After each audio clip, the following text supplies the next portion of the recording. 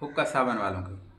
तो वो तबलीग के इतना ज़्यादा ख़िलाफ़ थे ना, वो कहा करते थे कि हम गधे पर तो सलाम डालेंगे लेकिन तबलीगी जमात वालों पे सलाम नहीं डालेंगे। कड़ी नफ़रत करते थे, नफ़रत की इंतहा कर दी उन्होंने।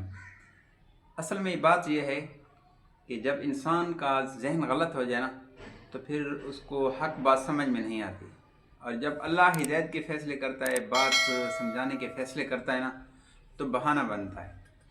तो पूरा वो एक बड़ा ख़ानदान है, बड़ी फैमिली है, तो उनका ताल्लुक दोस्तियाँ तो थी जमात वालों के साथ, लेकिन जमात से कड़ी नफ़रत करते थे।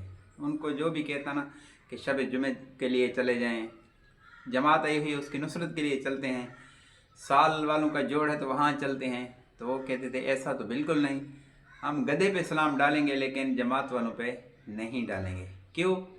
कि ये नबी को नहीं मानते। देखो, एक पढ़ा लिखा तबका भी इस बात का शिकार है। असल क्या है कि जो मिंबर पे ख़तीब बैठते हैं ना, ये आग भड़काते हैं। कुछ ख़तीब ऐसे हैं जो आग भड़काते हैं, इसलिए जहन गलत बनाते हैं।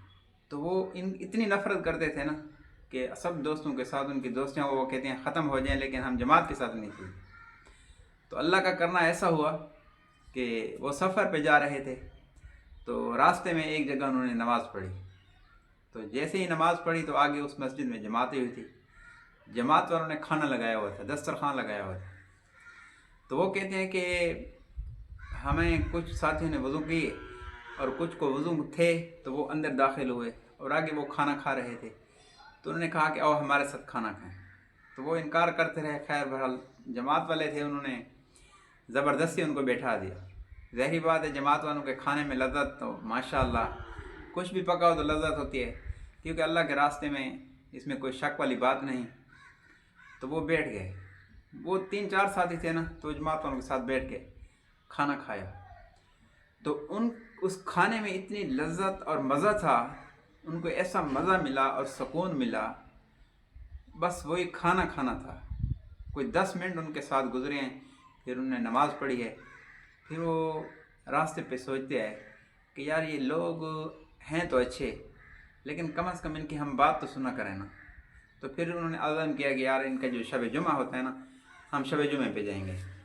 तो फिर ऐसा हुआ कि वो जब वापस आए तो शब जुमे पे गए अपने दोस्तों के साथ। जब शब जुमे पे गए तो वहाँ जब बात उन्होंने सुनी कि सारा बयान, सारी बात फ़िरका वरियत से पाक, किसी फ़िरके को ना छेड़ने वाली बात, अल्लाह और उसके रसूल सल्लल्लाहु अलैहि वसल्लम की तारीफ़।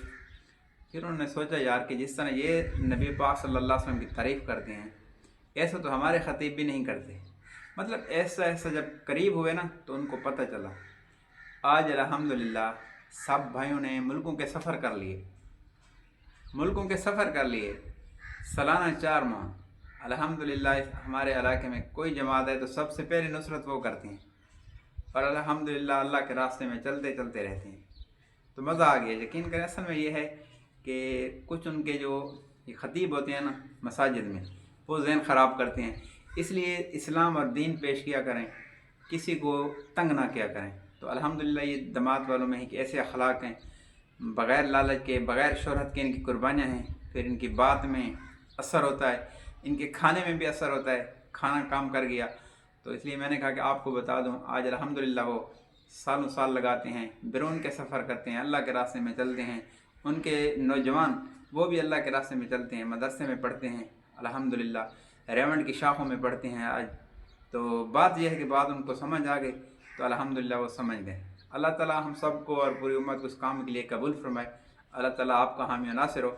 बात अच्छी लगे वीडियो को शेयर करना, चैनल को सब्सक्राइब करना। अल्लाह हाफिज़।